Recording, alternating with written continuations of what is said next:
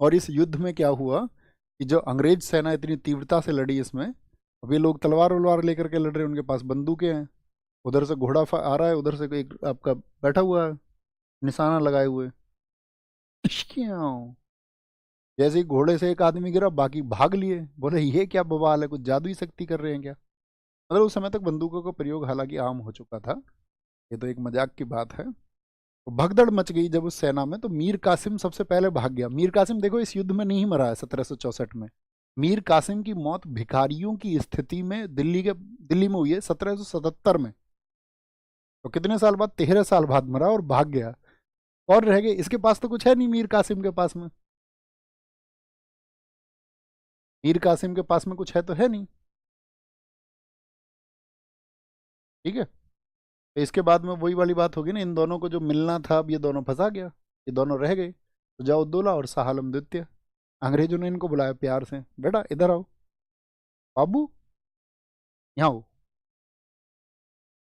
तुम्हारा क्या नाम है। महजी अवध का नवाब सुजाउद्दौला। तो तुम इसके साथ थे, मीर कासिम के साथ, तुम इसको बंगाल का नवाब बनवाते, और तुम उसके बदले में 11 लाख रुपए लेने की बात हुई तुम्हारी मंथली इससे। बोला जी मैं शर्मिंदा नहीं, बात हुई थी नहीं हुई थी। हाँ जी हुई थी। इसको बुलाओ दूसरे को, चपड़गंजू को, साहलम द्वितीय।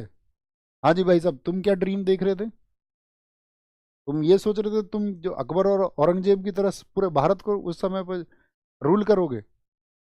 अभी चुपचाप खड़े हुए हैं। उन्होंने कहा कागज लेके आओ और पेन लेके आओ एक, इनकी हालत ठीक करते हैं इनको।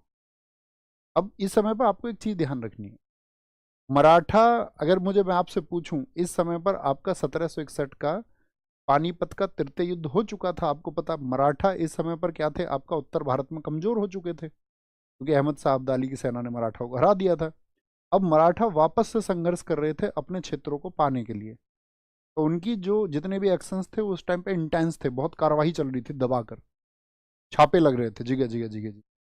अब अंग्रेजों को इसको भी ध्यान में रखना था, तो अंग्रेजों ने इनके क्षेत्रों को पूरी तरह से लिया नहीं, क्योंकि अंग्रेज मान के चलो कि आपका शाह आलम द्वितीय से ले लेते दिल्ली को, आगरा को, तो दिल्ली और आगरा तक क्षेत्र हो जाता ईस्ट इंडिया कंपनी का, और उस पर सीधे अटैक करते मुगल, और उसका खामियाजा किसको भुगतना पड़ता, अंग्रेजों को। उन्होंने कहा ठीक, नहीं नहीं नहीं, क्षेत्र नहीं लेंगे। अगर अवध के क्षेत्र को ले लेते तो भी उनकी जो सीमाएं थी वो मराठा के संपर्क में आती सीधे, और सीधे अटैक उनको झेलने पड़ते। उन्होंने कहा नहीं अभी नहीं।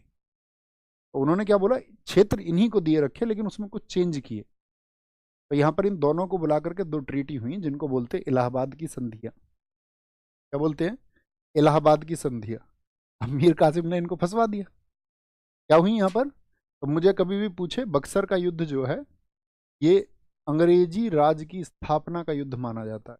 वो शुरुआत का था, उससे शुरुआत हुई अंग्रेजी राज की स्थापना की वजह। इसके बाद में अंग्रेज जो है वो बहुत मजबूत हो गए, स्थापना की वजह माना जाता है बक्सर का युद्ध।